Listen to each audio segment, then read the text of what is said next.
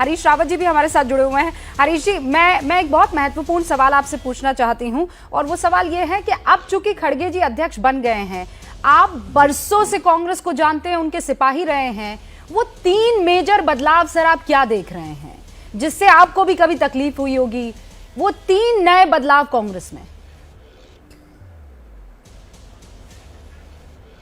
देखिए, एक तो समय का बदलाव है और खड़गे साहब ने स्वयं उस बात को कहा है और उदयपुर में जो हमारा नव संकल्प हमने पारित किया उसमें हमने साफ तौर पर कहा है कि हम युवाओं को आगे बढ़ाएंगे, महिलाओं, गरीबों और ऐसे वर्गों को आगे बढ़ाएंगे और 50 साल से नीचे के लोगों को 50% या उससे अधिक प्रतिनिधित्व देने का काम करेंगे।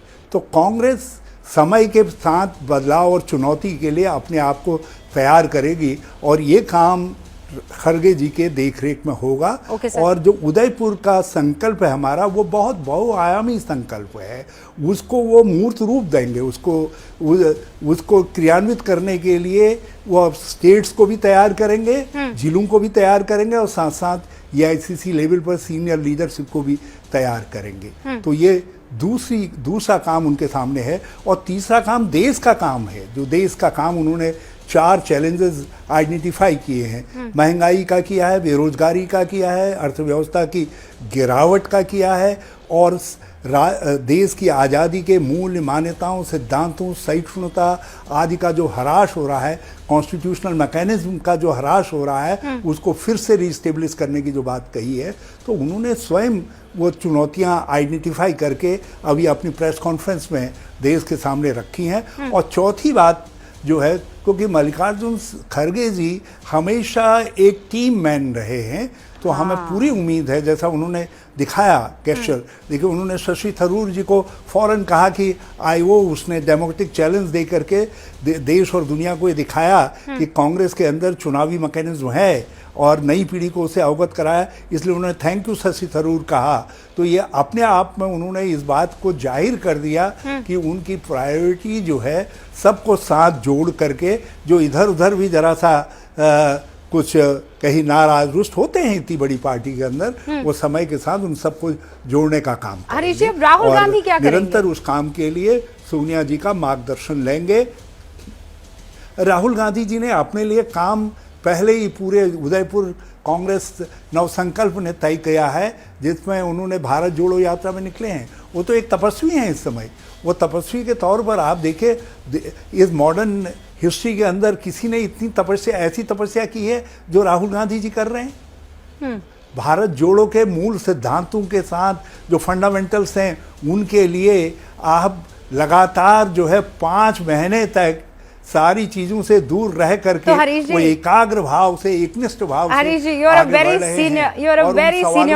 कर रहे हैं, जो भारतीय लोकतंत्र के लिए जरूरी है। तो राहुल गांधी इस वक्त एक तपस्वी हैं कि एक राजनीतिज्ञ हैं? मैं उनको किस चश्मे से देखूं? देश की जनता उन्हें कैसे देखे? वो एक राजनेता हैं कि राजनीति अब छोड़ दी, अब तपस्या पर निकल गए हैं? देखिए, जी आप हमारे अध्यात्म के इतिहास को, हमारे पुराने इतिहास को जानते हैं कि तपस्वी ही जो है एक बेहतर शासक सिद्ध होता है।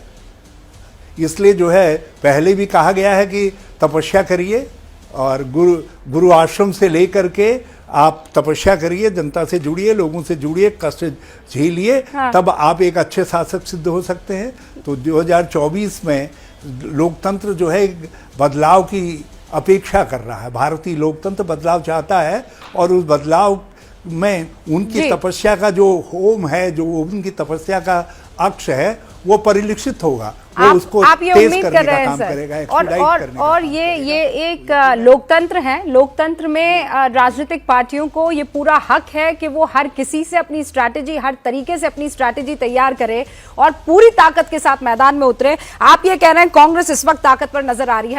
हरीश जी, हमसे बातचीत करने के लिए बहुत बहुत शुक्रिया। तो 3 वो चैलेंजेस हरीश जी ने बताए और ये कहा राहुल गांधी इस वक्त तपस्वी हैं, उन्होंने अपना जो प्लान है, स्ट्रैटेजी तैयार कर ली है। जैसे ही घड़ी का काटा दोपहर 2:30 पे आए, बबीता जी का दिल सास बहू साजिश के लिए मचल जाए।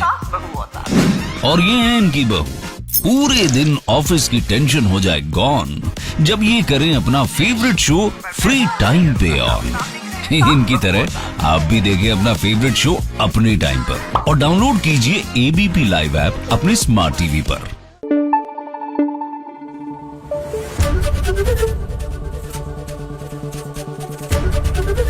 एबीपी न्यूज आपको रखे आगे।